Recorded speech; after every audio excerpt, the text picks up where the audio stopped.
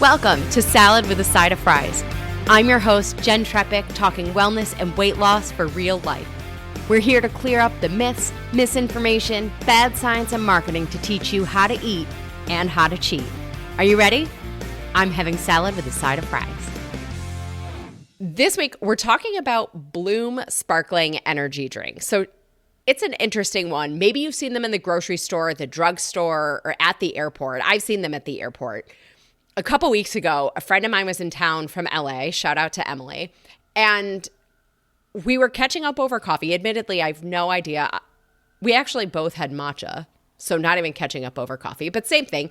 And I don't know how it came up, but she mentioned the Bloom energy drink and said it tastes so good, way better than Celsius. And I remembered that we had done one of these on Celsius, and so I made a note for us to look at the Bloom drink together. So here we are, right? As I always do, I go to the website, I start at the homepage. Right when it loads, it says Energy to Bloom. And I was like, oh, now I get it, right? Now I get the name.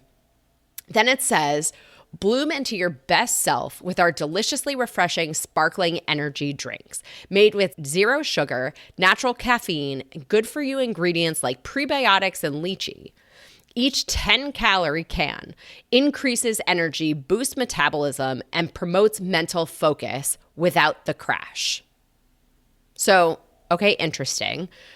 Sounds great. Under how it works, they say natural energy boosts metabolism, improves mental focus, and mood. So if you click on each one of those, it expands. So it says 180 milligrams of natural caffeine derived from green coffee bean extract delivers a smooth boost of energy. Green tea and lychee extracts help kickstart metabolism so your body can burn calories more efficiently. And then it says L-theanine and ginseng enhance cognitive function and promote a sense of calm, helping you fight brain fog and stay focused. So I'll give them credit. These are all compliant, valid claims, which a lot of times what we hear and see are not. I'm super curious to see the sources of each of these ingredients. I'm also curious to see the other ingredients and things that are added, how much of these active ingredients they've included, all the things. So caveat to all of this, though, is that on the About Us part of the website, I don't love everything I saw there. So they talk about being a supplement company, which might mean that we get better ingredients in the drink. But I just want to caveat that I don't personally stand behind every single thing that they're selling. I have not looked at anything other than the sparkling energy drink. Okay, so looking at the drink, the nutrition facts and the ingredient list, they have a lot of interesting flavors. According to Emily, it's the strawberry watermelon that she likes the best. So that's where I went. And I'm not going to lie, I found this really annoying. The only way to find the nutrition facts and the ingredients was on the image of the can. Like, it makes me a little skeptical. Like, what are you trying to hide that I have to, get out a magnifying glass to read this? But anyway, here we go. Serving size 1 can, 12 ounces, 10 calories, 0 grams of fat, 2 grams of carbs, of which it's 1 gram of fiber, 0 grams of sugar, 0 grams of added sugar, 0 grams of protein. On the micronutrients, it's 1.3 milligrams of riboflavin, 8 milligrams of niacin, 1.7 milligrams of B6, 2.4 micrograms of B12. So before we get to the ingredients on these, all the micronutrients are B vitamins, unclear the source, unclear if they are the usable form, which I doubt that they are because usually when they are, they'll say it. But also these amounts are really small.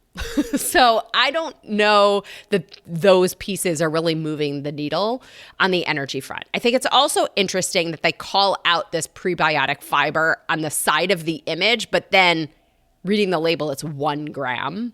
So I guess better there than not, but also I don't know how much 1 gram is moving the needle either, as we always talk about protein, fiber. Okay, ingredients.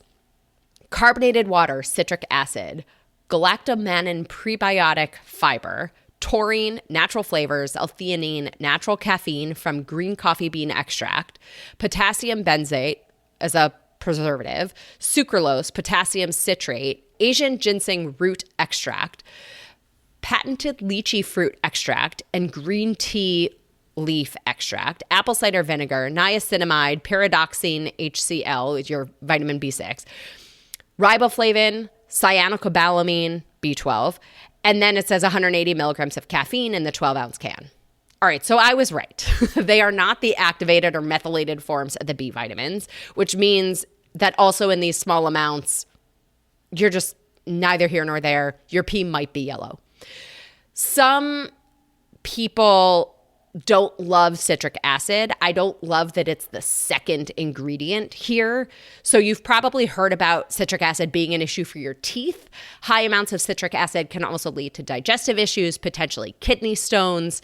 Some people have allergic reactions to like on their skin or things like that. It can interact with medication. So it's more a piece of be aware. If you're going to have this, know that it's the second ingredient. We still don't really know how much is in there, but it's at the top of that list. The prebiotic fiber is the third ingredient, but there's only 1 gram of it. So it's just interesting. Taurine is an amino acid used for energy production. L-theanine is also an amino acid found in green tea. So the L-theanine has more of a calming effect, can support concentration or, alertness. I like these as ingredients in general. I just wish I knew how much was in there. The caffeine, we see green coffee bean extract and green tea leaf extract. Again, I wish I knew what green coffee bean extract they were using, how much is in there, because they're not all the same. We know that there's about 180 milligrams of caffeine. I'm going to come back to the caffeine in a second. Ginseng is both energy and cognitive support. I wish we knew how much was in there. Sucralose is your sweetener. It's relatively toward the top of the list on there. And I know for some people, sucralose is a deal breaker. So you get to decide on that for you. On the caffeine front, because I said I'd come back to this. So it's 180 milligrams of caffeine. A Starbucks tall black coffee is 210 milligrams of caffeine. Dunkin' Donuts black coffee is small, is like 180 milligrams. So all in, I think there's pros and cons to this energy drink. This is the Bloom sparkling energy drink. I think compared to black coffee, it's give or take the same on the caffeine.